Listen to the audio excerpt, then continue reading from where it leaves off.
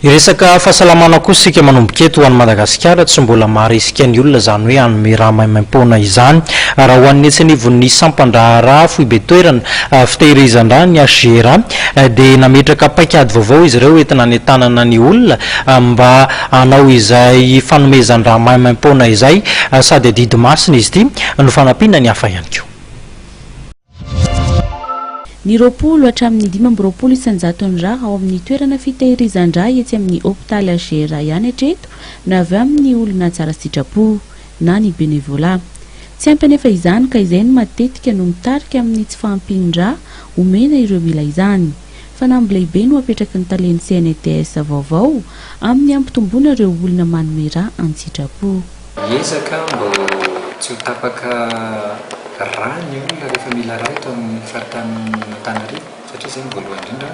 zay ny mission ny centre national de transfusion sanguine voalohany mbo tsy hisy fatapahana le satria délicat zany izy satria ny raha zany aina raha vao ohatra hoe tsy hisy raha dia misy problème ny olona mpandihy dia misy olana ny vehivavy teraka misy raha mety hisy olona sotra zany nisy izy hatramin'izay fa tsy hoe tsy nisy za zany manao hoe mety tsy haiko zay mandeha tany any ta satria rehefa nandeha le zavatra tsisy an'izany hoe tsisy raha zany mety hoe nisy an'le raha ngamba ndraindray mety hoe tsy ampy satria tsy ampy an'le olona fa tsy hoe tsy ampy satria ny sasany ohatra hoe mangataka posy 4 5 nefa ny intervention tsy tena mila an'izay dia mety hoe tsy 4 ny azo fa mety mahazo 2 na 3 rano aina ka isan'ny manampy betsaka an'ireo olona mila raha matetika indrindra fa ny olona marary ny vo ny fisiny ny olona manome raha an-tsitrapo.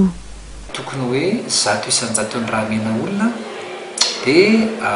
raha azo avy ampanome raha an-tsitrapo sady tsy tambazana vola. Izy koa mantsy olona rehefa anio dia miteny anao izy hoe ao mba mena raha fa tsy manenina fa tsy mahita mpanolo dia mena vola fa tsy mety tsy tafiditra anatin'ny politika ny OMS amin'izao fotoan'izao zany zay dia zay ny hitako hoe tena fanambin-geza be. Amintsika miresaka zao dia eo amin'ny 20 ka hatramin'ny 5 isanjaton'ny raha atolotra eto amin'ny CNTS ihany amin'izao fotoan'izao no raha azo avy ampanome raha an-tsitrapo. Fa ny ankoatran'izay dia donneur de remplacement filazana azy ny fianakaviana ny namana sy tapaka no manome raha dia zay zany ataoko hoe tena ngeza be tena ngeza be satria ny pays africain ireo zao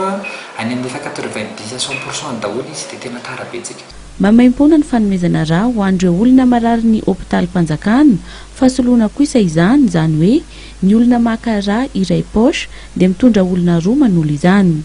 Ho an'ireo any amin'ny hôpitaly tsy miankina kosa indray dia mandoa ny vidiny reactif ampiasaina amin'ny fitilinan-draha izany hoe ny raha iray poche dia soloina 5,7 alina ariary nanamafy ny tompona andraikitra fa tsy amidy ny raha.